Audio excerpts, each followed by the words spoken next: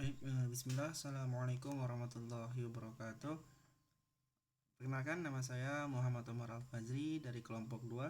Di sini saya akan mempresentasikan presentasi tentang tugas translate grafika komputer dari bab 12.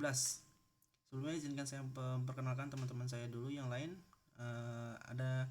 Yang pertama ada Armani Taning, yang kedua ada Nurmala, ketiga ada Irsa Lestari, dan yang keempat ada saya sendiri Muhammad Umar Al-Fajri. Baik, langsung ke materinya.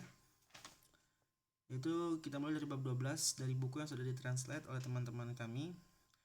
Bab 12 Pustaka Transformasi 2D dan 3D untuk grafik. Pengantar. Ide-ide dari bab-bab sebelumnya dapat diringkas dengan baik menjadi sebuah implementasi, kumpulan kelas-kelas yang bekerja sama yang membantu mempertahankan perbedaan titik atau vektor, perbedaan antara transformasi T yang bekerja pada titik dan transformasi terkait dari vektor dan kovektor, dan beberapa dari perhitungan rutin lainnya yang sering dilakukan dalam grafik. Bab ini dapat dianggap sebagai contoh dari prinsip implementasi, bahwa jika Anda memahami ide matematika dengan cukup baik, Anda dapat menerapkannya dalam kode dan setelah itu terisolasi dari kebutuhan untuk pemahaman lebih lanjut.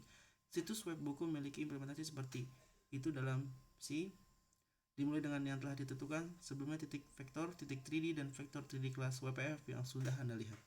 Anda harus mengunduh implementasi dan melihatnya saat Anda membaca bab ini. Implementasi bergantung pada pustaka matriks yang mampu membalikan matriks, menyelesaikan sistem linear, mengalihkan matriks, dan lain-lain. Kami telah memilih untuk mengimpor MathNet Numerics Linear Algebra Library, tetapi penggunaan library kami sangat terlokalisasi. Di sebagian besar kelas ada prosedur yang bisa gagal dalam keadaan tertentu. Misalnya jika Anda meminta transformasi linear yang membalikan dan juga tidak ada jawaban yang memuaskan. Semua kegagalan tersebut berjumlah beberapa matriks yang tidak dapat dibalik. Kami mengajukan pengecualian dalam situasi ini. Mereka dibahas dalam kode dan dokumentasi tetapi tidak dalam bab ini. Kemudian, pustaka transformasi 2D dan 3D untuk grafik. Pendekatan yang diambil dalam implementasi kami bukan satu-satunya yang mungkin. Pendekatan kami bergantung pada transformasi sebagai gagasan primitif, tetapi cukup mungkin dan masuk akal. Jadi cukup mungkin dan masuk akal untuk berpikir daripada sistem koordinat sebagai entitas fundamental. Sama seperti dalam bab 10 kita membahas interpretasi transformasi linear sebagai perubahan koordinat. Anda dapat mendekati banyak grafik dan sudut pandang ini. Anda akhirnya memiliki bingkai koordinat untuk ruang vektor. Untuk ruang 2D, Anda memiliki 2 vektor independen. Untuk ruang 3D atau 3D, Anda memiliki 3 vektor independen. Untuk ruang affine, biasa bingkai koordinat untuk ruang affine 2D terdiri dari 3 titik, dari mana Anda menentukan koordinat barisentrik, tetapi Anda juga dapat membangun bingkai dari 1 titik dan 2 vektor. Dan untuk ruang proyektif, di mana dalam 2D kerangka proyektif mewakili 4 poin dalam posisi umum yang akan kita bahas segera. Pendekatan kerangka koordinat ini diambil oleh Mann et al. Kemudian pembahasannya yang selanjutnya poin dan vektor. Yang telah ditentukan sebelumnya titik dan vektor kelas DWPF sudah menerapkan ide utama yang telah kita didiskusikan. Untuk 2 dimensi, ada operator yang ditentukan sehingga Anda dapat menambahkan 1 titik dan 1 vektor untuk mendapatkan yang baru titik.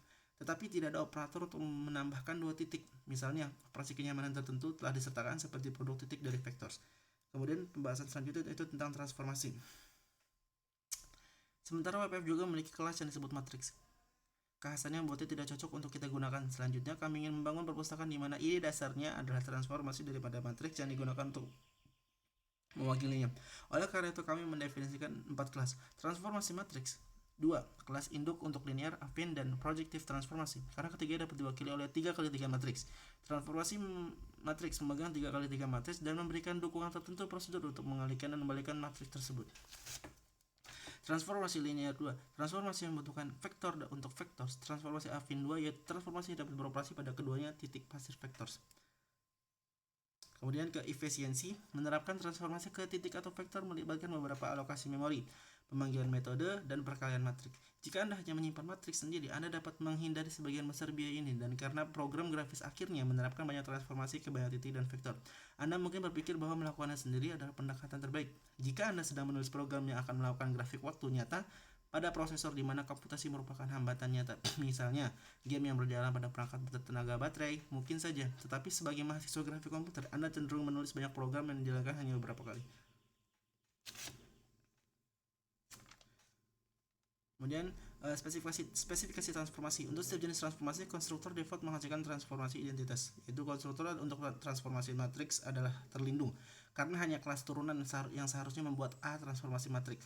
Secara umum, transformasi dibangun dalam metode statis dengan nama mnemonik. Untuk transformasi affine 2 kelas, misalnya ada 8 metode statis, semua affine transform 2 statis public yang membuat transformasi. Kemudian penerapannya itu titik dan vektor to point dan vektor kode diimplementasikan dengan cara yang relatif mudah. Kita tahu bahwa vektor V1 dan V2 harus dikirim ke vektor RW1 dan W1 dan NW2. Dalam hal 3x3 matriks, itu berarti sudut kiri atas harus 2x2 matriks yang mempengaruhi transformasi dua ruang ini. Kemudian berlanjut ke transformasi proyektif. Satu-satunya masalah implementasi yang sangat halus adalah points to points metode untuk transformasi proyektif. Menjelaskan kode ini membuatkan sedikit matematika, tapi itu semua matematika yang pernah kita lihat sebelumnya dalam berbagai bentuk. Kami diberi 4 poin, P1, P2, P3, dan P4 di bidang Euclidean. Dan kita akan menemukan transformasi proyektif yang mengirimkannya ke 4 titik, yaitu Q1, Q2, Q3, dan Q4 dari bidang Euclidean. Kemudian yang terakhir adalah pustaka transformasi 2D dan 3D untuk grafi juga. Dua di antara ini bisa sama, dan B, tidak ada yang bisa terletak pada garis yang ditentukan oleh dua lainnya. Dalam istilah yang lebih akrab, ini setara dengan mengatakan P3, bahwa P1, P2, dan P3 membentuk segitiga non-degenerate, dan bahasa barycentric. Koordinat P4 sehubungan dengan P1, P2, dan P3 semuanya bukan 0. Kami akan mengharuskan kisah dalam posisi umum 1 kembali ke masalah utama pengiriman PSGS ketika kita mengungkapkan. Ya. Mungkin cukup sekian presentasi yang bisa saya sampaikan. Semoga bermanfaat, kurang lebih mohon maaf. Terima kasih. Wassalamualaikum warahmatullahi wabarakatuh.